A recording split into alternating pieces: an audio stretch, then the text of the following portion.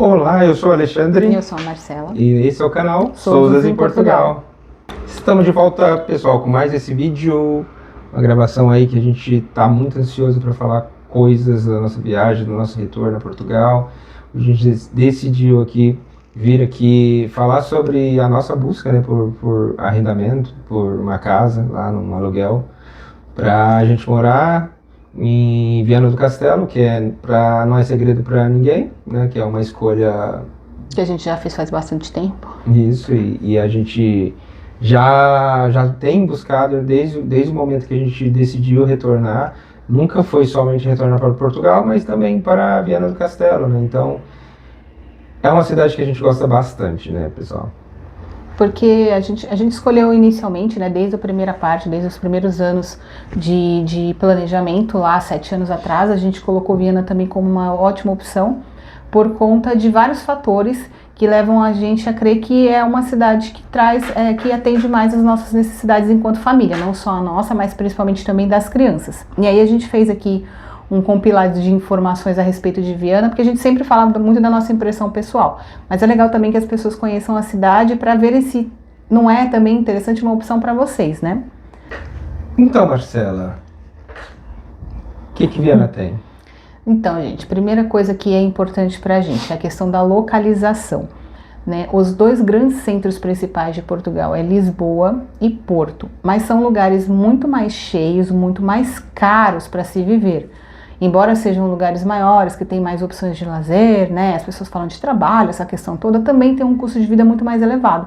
Então a gente optou por ir para lugares que fossem não muito distantes desses pontos, mas que também tivessem uma qualidade de vida melhor e um custo, né, de vida um pouco mais baixo. E Viana entrou aí nas nossas opções por conta disso. Viana é um distrito que fica no extremo norte do país, faz divisa já com a Espanha.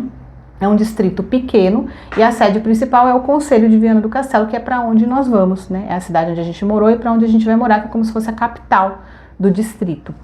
Deixa eu ver aqui, tem cerca de 85 mil habitantes, então é uma... Não é muito, né? Não, é uma cidade relativamente pequena. A gente mora aqui em São Vicente, aqui tem tem mais de 300 mil, uns 300 e poucos mil. Então, realmente, assim, em comparação, é uma cidade pequena.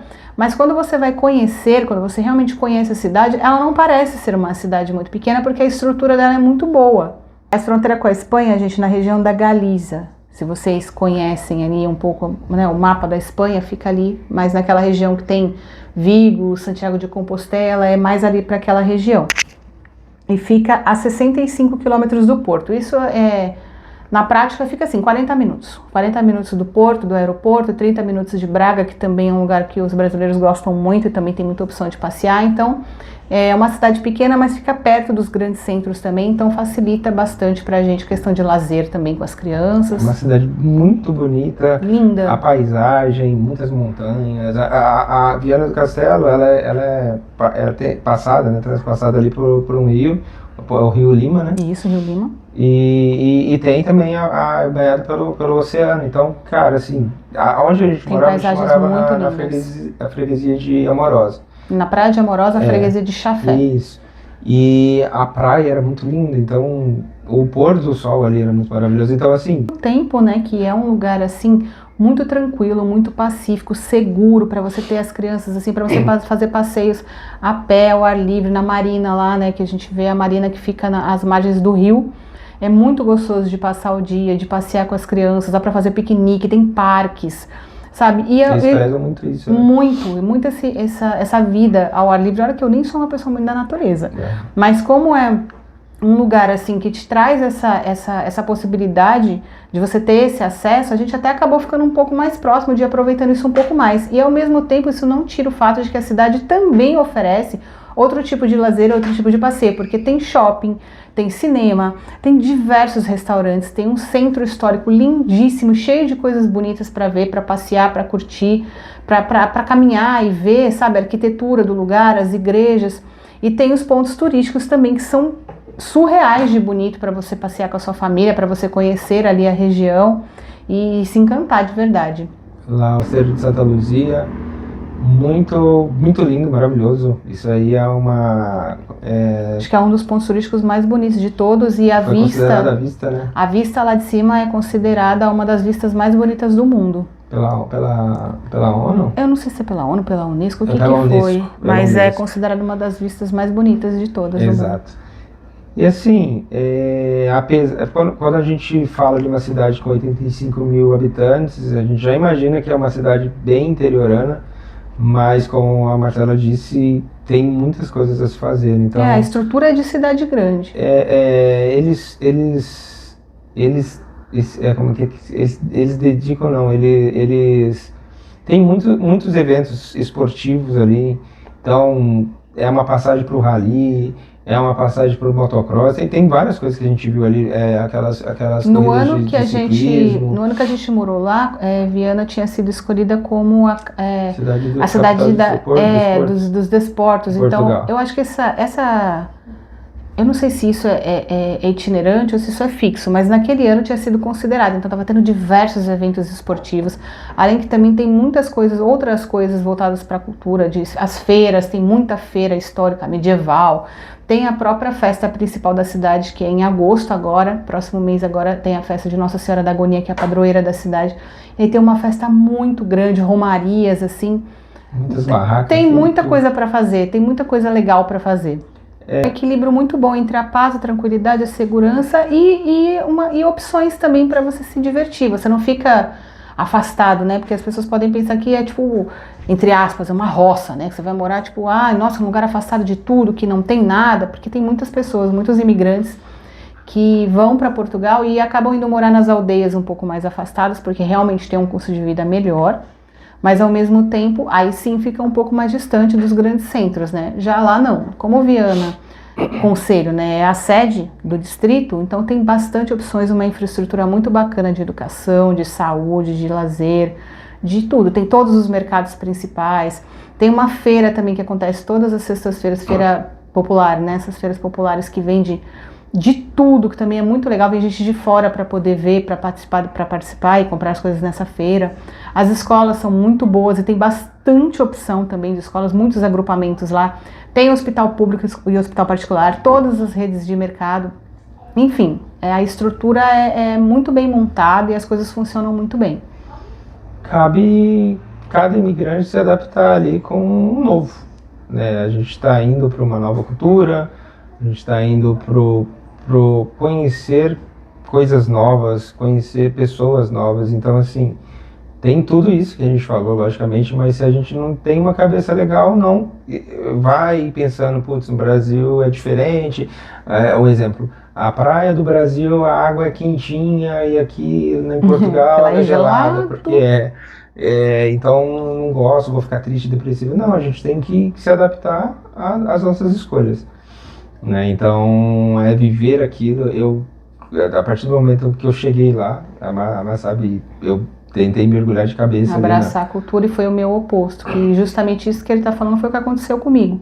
Que eu cheguei num ponto que, devido aos outros problemas que a gente teve, eu acabei fechando meus olhos para qualquer possibilidade de me adequar, de absorver a cultura. Eu já não pensava em mais nada, só achava que tudo não prestava, que não queria mais saber, não conseguia enxergar as coisas tão boas que a gente tinha acesso ali, e eu não, por conta dos problemas, eu acabei me fechando e não dei essa oportunidade. Diferente dele, que sempre já chegou mais aberto a realmente absorver isso. E o que a gente já estava até conversando agora, antes de fazer a gravação, a gente até ia preparar um vídeo totalmente direcionado à parte de arrendamento, da pesquisa. A gente vai fazer isso, uma continuação desse. Mas a gente decidiu primeiro, né, a elaborar um pouco mais, falar sobre Viana, sobre os nossos sentimentos sobre a cidade, sobre essa escolha. E o que a gente está fazendo, o que a gente pode adiantar, o que a gente está fazendo para que isso seja realidade desse retorno. Primeiramente, né, a passagem está comprada, dia 9 de novembro a gente está indo. E segundo, a gente precisa de um lugar para morar, né? Então, desde o momento que a gente decidiu o retorno, a gente buscou, pesquisou, tanto nos sites das imobiliárias, né, Mar? Isso, a gente procura pelos sites das imobiliárias que tem lá na cidade, né? Joga no Google, ele tem feito mais isso. e busca diretamente com as imobiliárias, porque é uma coisa mais segura, né? Falar diretamente, tratar diretamente com profissionais da área. Exato. E também os amigos que a gente tem, tanto nos ajudam a pesquisar por eles mesmos. Achei uma casa ali que a gente estava passando em tal lugar, envia umas fotos para nós, a gente olha, verifica como que é, se está nas nossas condições, abre negociação e vê o que dá. Tanto nos ajudam a gente viu aqui no site aqui uma casa tal, consegue olhar? Se conseguir olhar, maravilha, a gente já tem as informações necessárias para a gente saber o que a gente pode fazer por aquela casa.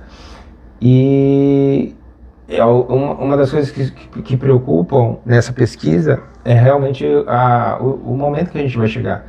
A gente está chegando no inverno, né? A gente tem um certo trauma, né, com relação à casa que a gente morou da primeira vez, que não era preparada para o inverno.